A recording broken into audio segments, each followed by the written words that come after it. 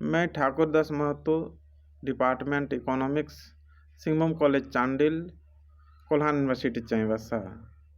आज मैं इस semester 5 paper number 5 paper code DSE 501 general, title demography, unit 2 population study के बारे में चर्चा करेंगे।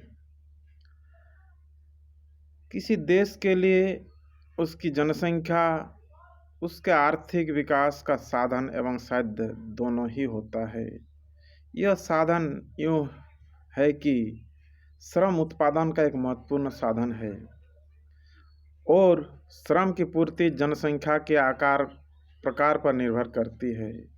यह साध्य है कि आर्थिक विकास का प्रमुख उद्देश्य देश के लोगों के जीवन स्तर को ऊंचा उठाना है।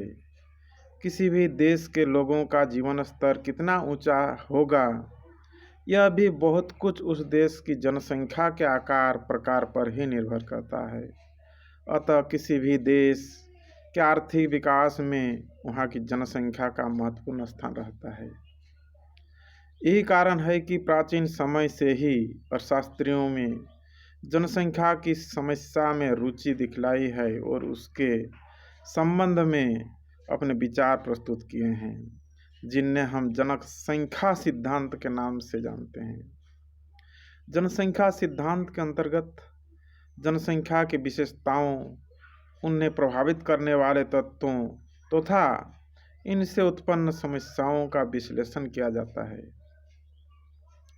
जनसंख्या के संबंध में समय समय पर विभिन्न अर्थशास्त्रियों ने अलग अलग कई सिद्धांतों का प्रतिपादन किया है, जिनमें माल्थस का जनसंख्या सिद्धांत एक प्रसिद्ध जनसंख्या सिद्धांत माना गया है। तो माल्थस के जनसंख्या सिद्धांत के बारे में हम लोग आज विशेष करके चर्चा करेंगे। यूँ तो जनसंख्या के संबंध में आर्थिक विचार मानव इतिहास की ही है तरह अत्यंत प्राचीन है, तथा प्राचीन काल से ही विभिन्न विद्वानों एवं विचारकों ने समय समय पर इसके संबंध में अपने विचार प्रस्तुत किए हैं।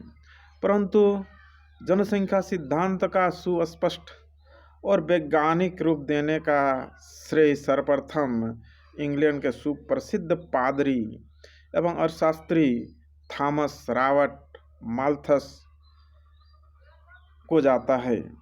माल्थस ने अपने सिद्धांत का विश्लेषण 1798 ईस्वी में अपनी सुप्रसिद्ध पुस्तक an essay on the principle of population as it affect the future improvement of society में किया।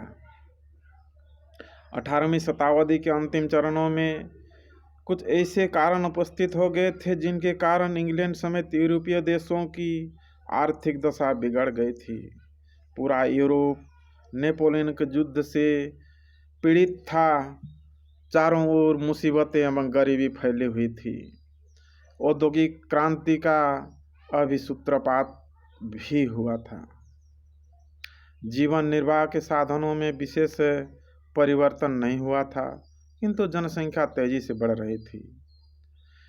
इसी समय 1793 ईस्वी में चार्ल्स डार्विन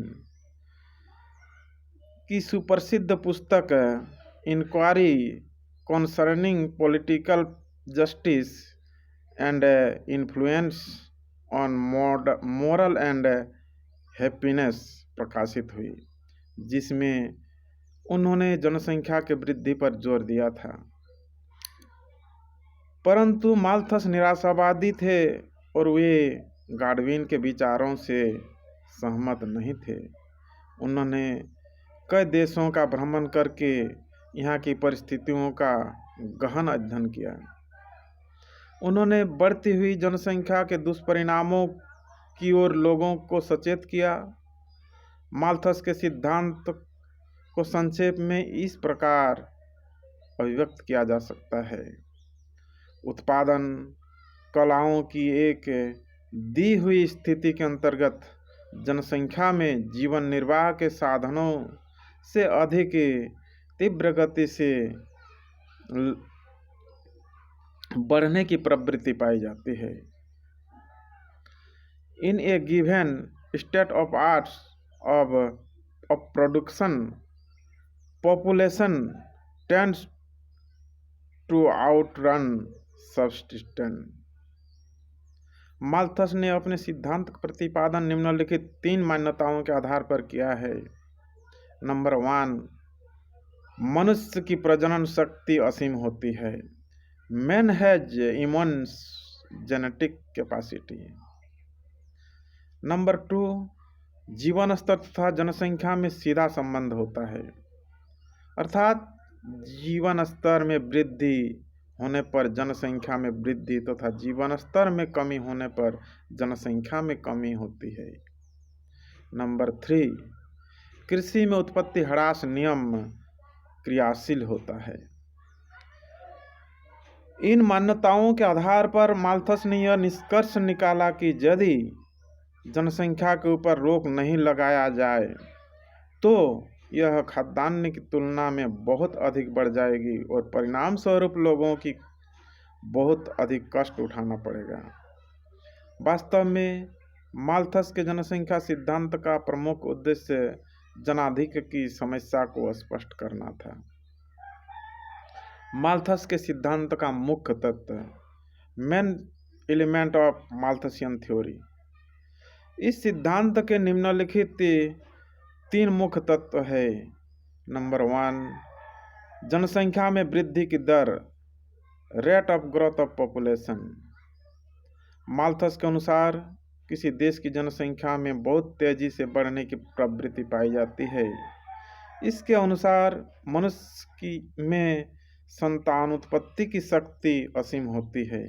अतः यदि जनसंख्या की वृद्धि पर कोई रोक नहीं लगाया जाए तो यह ज्यामितिक अनुपात में जैसे 1, 2, 4, 8, 16, 32 की दर से बढ़ती है।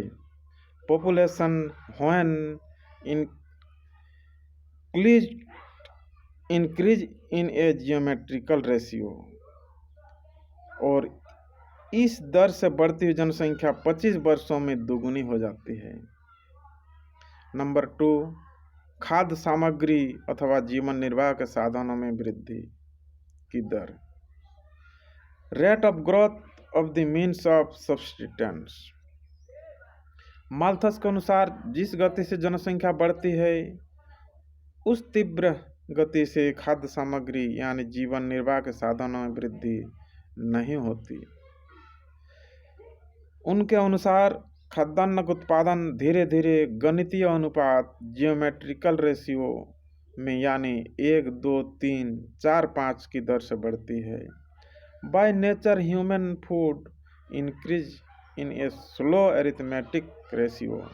इसका कारण उन्होंने कृषि क्षेत्र में उत्पत्ति ह्रास नियम की क्रियाशीलता को बतलाया है। नंबर 3, जनसंख्या तथा खाद्यान्न में संतुलन, balance between population and human food. Malthus के अनुसार भोजन मनुष्यों के जीवन के लिए आवश्यक है, अतः किसी देश की जनसंख्या वहाँ पर उपलब्ध खाद्य सामग्री अर्थात जीवन निर्वाह के साधनों के द्वारा सीमित होती है।